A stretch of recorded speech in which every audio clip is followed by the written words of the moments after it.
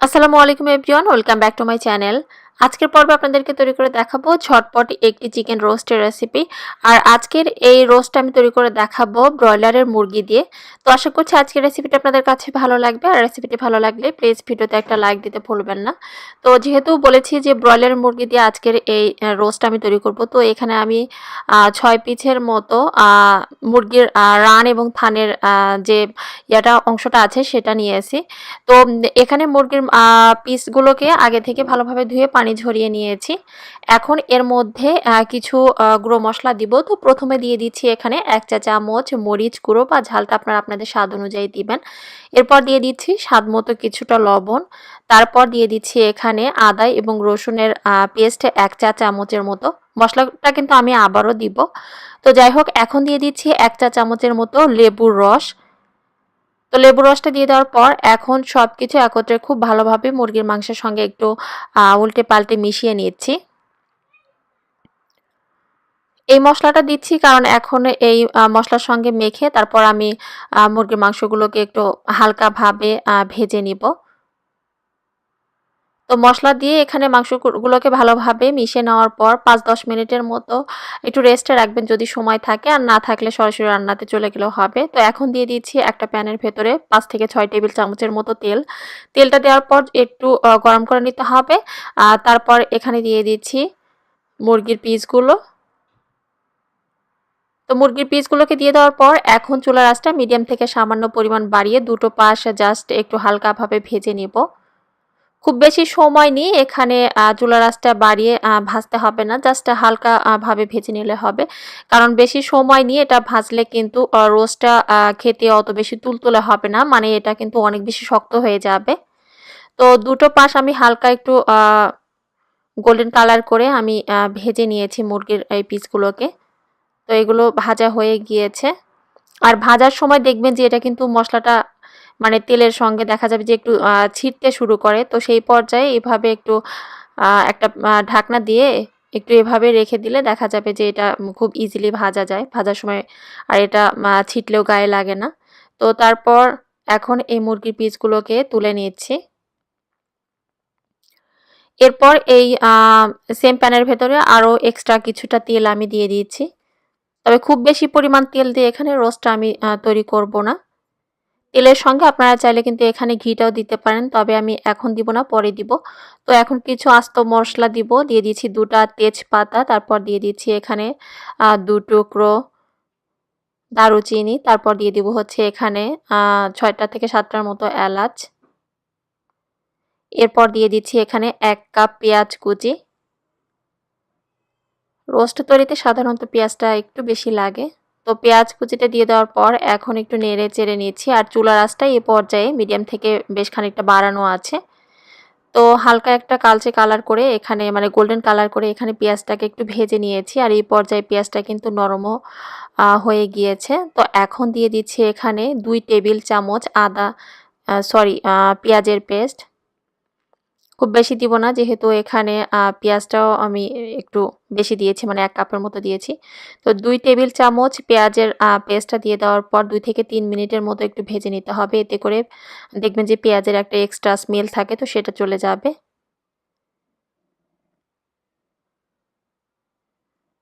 তো কিছুক্ষণ এগুলোকে ভেজে নেওয়ার পর এখন দিয়ে দিচ্ছি আদা এবং রসুনের পেস্ট 2 টেবিল চামচ ভরে এখানে দিচ্ছি। আদা রসুনের পেস্টটা দিয়ে দেওয়ার পর আবারও সমস্ত মশলা 2 মিনিটের মতো একটু নেড়েচেড়ে ভেজে নিব।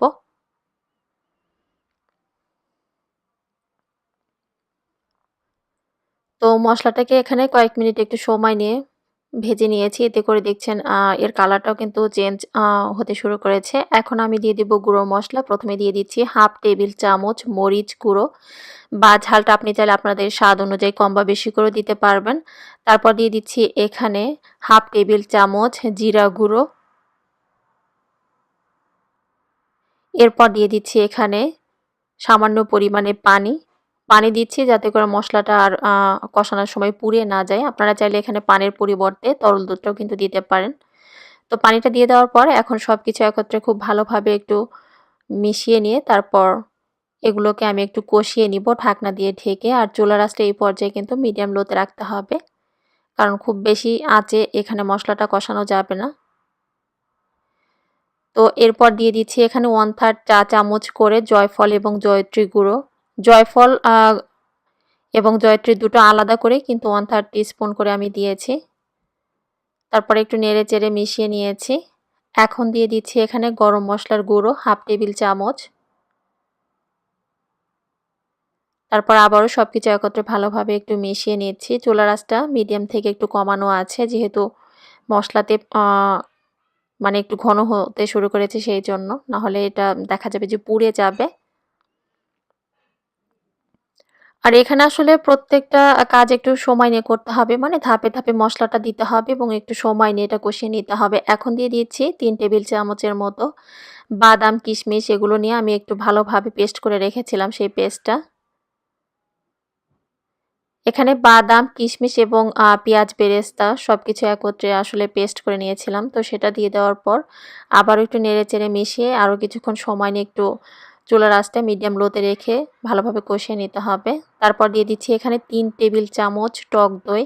আর টক দইটাকে এখানে পানি ঝরিয়ে নিতে হবে। তো টক দইটা দিয়ে দেওয়ার পর আবারও সবকিছু একত্রে খুব ভালোভাবে একটু মিশিয়ে নিয়েছি এবং চুলার আঁচটা লো থেকে সামান্য পরিমাণ বাড়িয়ে এখন ঢাকনা দিয়ে ঢেকে কিছুক্ষণ পর পর ঢাকনাটা খুলে মশলাটা আমি একটু সময় নিয়ে নেড়েচেড়ে ভালোভাবে কষিয়ে নিব। তো টমেটো কেচাপ এখানে দিয়ে দিচ্ছি 1 টেবিল চামচ। তারপর আবারও সবকিছু একত্রে খুব ভালোভাবে একটু মিশিয়ে নিচ্ছি।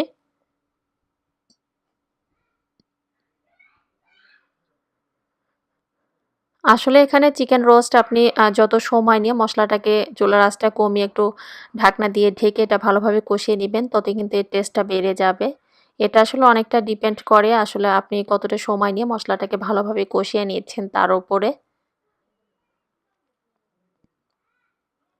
একটু সময় নিয়ে ভালোভাবে কষানোর একটা পর্যায়ে দেখবেন যে মশলা থেকে তেলটা ভেসে উঠবে। তো সেই পর্যায়ে বুঝতে হবে যে মশলাটা ভালোভাবে কষানো হয়ে গিয়েছে।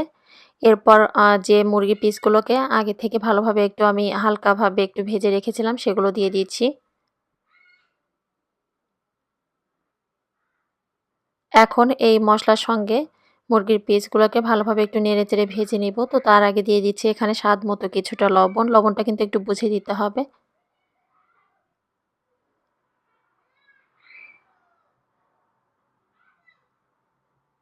যেহেতু প্যানটা আমার একটু ছোট হয়েছে, তো যার কারণে এখানে একটু নেড়েচেড়ে নিতে একটু ঝামেলা হচ্ছে।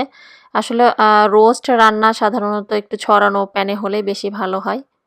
তো নেড়েচেড়ে তারপর ঢাকনা দিয়ে ঢেকে চুলার আঁচটা লো থেকে বাড়িয়ে একটু সময় নিয়ে এখানে মশলার সঙ্গে মুরগির পিসগুলোকে ভালোভাবে আমি কষিয়ে নিব।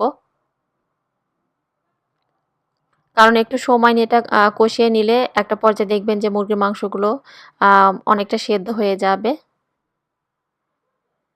তো এখন দিয়ে দিচ্ছি 1 কাপ তরল দুধ। আর তরল দুধটা কিন্তু এখানে ঠান্ডা না, জাল করা আছে। তো তরল দুধটা দিয়ে দেওয়ার পর এখন সবকিছু একত্রে খুব ভালোভাবে আমি মিশিয়ে নিয়েছি। আর এর থেকে বেশি পরিমাণ তরল দুধটা লাগবে না, যেহেতু মশলার সঙ্গে মুরগির এই পিসগুলোকে আমি ঢাকনা দিয়ে ঢেকে একটু সময় নিয়ে কষিয়ে নিয়েছি, যার কারণে মুরগির মাংসটা একটু সেদ্ধ হয়ে গিয়েছে। তো ভালোভাবে এটা মিশিয়ে নিয়ে এখন আবারও ঢাকনা দিয়ে ঢেকে চুলার আঁচটা মিডিয়াম থেকে বাড়িয়ে একটু সময় নিয়ে এটাকে আমি একটু জাল করে নিয়েছি। তো মুরগির মাংসটা যখন দেখবেন যে খুব ভালোভাবে সেদ্ধ হয়ে গিয়েছে এবং রোস্টের গ্রেভিটাও আপনার কাঙ্ক্ষিত পর্যায়ে চলে এসেছে, তো সেই পর্যায়ে এখানে বাকি যে উপকরণগুলো আছে সেগুলোকে দিতে হবে। আর এই পর্যায়ে এসে আমি যখন দেখেছি যে মাংসটা খুব ভালোভাবে সেদ্ধ হয়ে গিয়েছে, তো চুলার আঁচটা কিন্তু আমি একদম কমিয়ে দিয়েছি, তা না হলে গ্রেভিটা টেনে যাবে। তো এখন দিয়ে দিচ্ছি গোলাপ জল এবং কেওড়া জল কয়েক ফোঁটা করে দিয়ে দেওয়ার পর এখন দিয়ে দিচ্ছি আমি পেঁয়াজ বেরেস্তা। তারপর দিয়ে দিচ্ছি এখানে 1 চা চামচের মতো চিনি। চিনিটা কিন্তু অবশ্যই দিতে হবে, এতে করে স্বাদটা বেড়ে যাবে অনেকাংশে। তারপর দিয়ে দিচ্ছি হচ্ছে 1 টেবিল চামচের মতো ঘি। কয়েকটা কাঁচা মরিচ দিয়ে দিলাম সুন্দর একটা ফ্লেভারের জন্য। এরপর ঢাকনা দিয়ে ঢেকে মিডিয়াম লো আঁচে এখন আরও কিছুটা সময়ের জন্য এটা আমি চুলার উপরে দমে রেখে দিব। তো রান্নাটা আমার হয়ে গিয়েছে, গ্রেভিটাও কিন্তু কাঙ্ক্ষিত পর্যায়ে চলে এসেছে। কারণ এর থেকে ঘন করে গ্রেভিটা চুলা থেকে নামিয়ে নিলে দেখা যাবে যে রোস্টটা ঠান্ডা হয়ে যাওয়ার পর কিন্তু গ্রেভিটা আরও একটু টেনে যাবে। তো সেই হিসেবে বুঝে চুলার উপর এটা একটু পাতলা থাকতেই চুলা থেকে নামিয়ে নিতে হবে। আশা করছি রেসিপিটি ভালো লেগেছে। যদি রেসিপি সম্পর্কে কোনো প্রশ্ন থাকে কমেন্ট করে আমাকে জানাবেন, আমি রিপ্লাই দিব। সবাই ভালো থাকবেন। আল্লাহ হাফেজ।